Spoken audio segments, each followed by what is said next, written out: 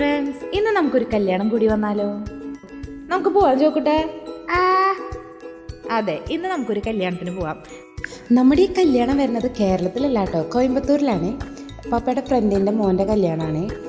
ഈ ഒരു പോക്കിൽ നമുക്ക് കോയമ്പത്തൂർ ഫുൾ കറങ്ങും ചെയ്യാം, ഒരു കല്യാണം കൂടാം. 11 മണിക്കായിരുന്നേ ഒരു ടൈം പറഞ്ഞിട്ടുണ്ടായിരുന്നത്. നമ്മൾ എത്തിയപ്പോൾ തന്നെ 12 മണി കഴിഞ്ഞിട്ടുണ്ടായിരുന്നു. പക്ഷെ ആ സമയത്ത് അവരുടെ പ്രയറുകളെല്ലാം കഴിഞ്ഞിട്ട് ചെക്കനെയും കൊണ്ട് ആണുങ്ങളെല്ലാവരും കൂടി അവരുടെ പള്ളിയിലോട്ട് പോവുകയാണേ. ഇതൊരു മുസ്ലിം കല്യാണമാണ് കേട്ടോ. ഞാൻ ഇതുവരെയായിട്ട് മുസ്ലിം കല്യാണം കൂടിയിട്ടില്ല, ആദ്യമായിട്ടാണ് കൂടുന്നത്. അതിൻ്റെ ഒരു എക്സൈറ്റ്മെൻറ്റ് എനിക്ക് നന്നായിട്ടുണ്ടായിരുന്നു. അപ്പോൾ നമ്മൾ കാറിൽ തന്നെ ഇരുന്ന് ചെക്കനെ കണ്ടു. അത് കഴിഞ്ഞ് ഇറങ്ങി ഞങ്ങൾ ഹാളിലോട്ട് പോയി. നല്ല കാറ്റായിരുന്നു, നല്ല വെയിലും നല്ല കാറ്റും. അതായിരുന്നേ കോയമ്പത്തൂരത്തെ ഞങ്ങൾ പോയ ടൈമിലത്തെ ക്ലൈമറ്റ്. ഹാളിൻ്റെ ഉള്ളിലോട്ട് കടന്നപ്പോൾ തന്നെ രണ്ടായിട്ട് തിരിച്ചേക്കാണ്. ഒരു സൈഡിൽ ആണുങ്ങൾക്കും ഒരു സൈഡിൽ പെണ്ണുങ്ങൾക്കുള്ള ഹാള്. അങ്ങനെ ഞങ്ങൾ പെണ്ണുങ്ങൾ അവിടേക്ക് കയറിയപ്പോൾ അവിടെ ഒരു സ്റ്റേജ് പോലെ സെറ്റ് ചെയ്തിട്ട് കല്യാണ പെണ്ണിൻ്റെ ഫോട്ടോസ് എടുത്തുകൊണ്ടിരിക്കുകയാണ്. അപ്പോൾ എനിക്ക് തോന്നുന്നു ഇത്രയും നേരം അപ്പോൾ ചെക്കനെ ആണുങ്ങളുടെ സൈഡിലെ ഹാളിൽ ഇരുത്തിയിട്ടായിരിക്കും തോന്നുന്നു ഇവരുടെ പ്രയറും കാര്യങ്ങളെല്ലാം. എനിക്ക് കറക്റ്റായിട്ട് അറിയില്ല. മുസ്ലിംസിൻ്റെ കല്യാണം നമ്മൾ സിനിമയിലൊക്കെ കണ്ട ഒരു ഓർമ്മയാണ് ഉണ്ടായിരുന്നുണ്ടാവുക. അത് കഴിഞ്ഞിട്ടായിരിക്കും പള്ളിയിലോട്ട് കൊണ്ടുപോയിട്ടുണ്ടാവുക. അത് കഴിഞ്ഞ് കുറച്ച് നേരം കഴിഞ്ഞപ്പോൾ ഇവരുടെ ഉസ്താദുമാരൊക്കെയാണെന്ന് തോന്നുന്നു, അങ്ങനെ കുറച്ച് പേര് വന്ന് എന്തോ അവിടെ തന്നെ പെണ്ണിൻ്റെ അവിടെ നിന്ന് കുറേ പ്രയറും കാര്യങ്ങളും എൻ്റെ പെണ്ണിനോട് സൈനൊക്കെ ചെയ്യിപ്പിച്ച് അങ്ങനെ അത് അവിടെ തീർന്നു. അത് കഴിഞ്ഞ് പെണ്ണ് സാരി മാറാനായിട്ടാണ് തോന്നുന്നു പോയത്.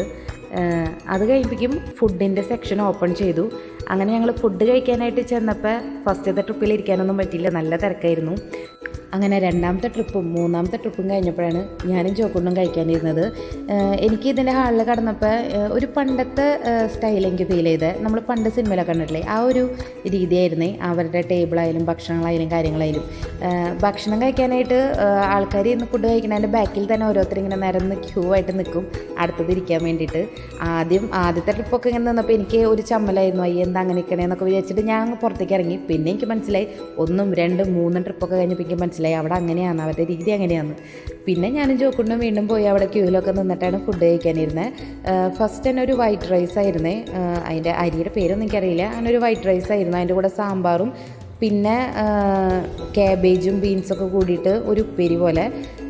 അത് കഴിഞ്ഞിട്ട് ബിരിയാണിയാണ് ഉണ്ടായിരുന്നത്. മട്ടൻ ബിരിയാണി ആയിരുന്നു. അതിൻ്റെ ഒപ്പം ചില്ലി ചിക്കൻ പോലൊരു ചിക്കൻ്റെ ഐറ്റം, പിന്നെ മധുരമുള്ളൊരു ഐറ്റം കൂടി ഉണ്ടായിരുന്നേ. എനിക്ക് അലുവയുടെ ടേസ്റ്റ് ഒക്കെ ആയിട്ട് ഫീൽ ചെയ്തത്, പക്ഷേ അലുവയൊന്നുമല്ല. അങ്ങനെ ഫുഡൊക്കെ കഴിച്ച് നമ്മുടെ നാട്ടിൽ പോലെ കുറേ ഐറ്റംസ് ഒന്നും ഇല്ല കേട്ടോ, പക്ഷേ ഉള്ളതൊക്കെ നല്ല ഫുഡാണ്. എല്ലാവർക്കും നമ്മുടെ മലയാളികൾക്ക് എല്ലാവർക്കും ഇഷ്ടപ്പെടുന്നില്ല അവരുടെ ടേസ്റ്റ്. എന്നാലും ഫുഡ് നല്ലതായിരുന്നു. ഇനി ബാക്കി കോയമ്പത്തൂർ വിശേഷങ്ങളായിട്ട് അടുത്ത വീഡിയോയിൽ നമുക്ക് കാണാം കേട്ടോ. അപ്പോൾ ഓക്കെ, ബൈ.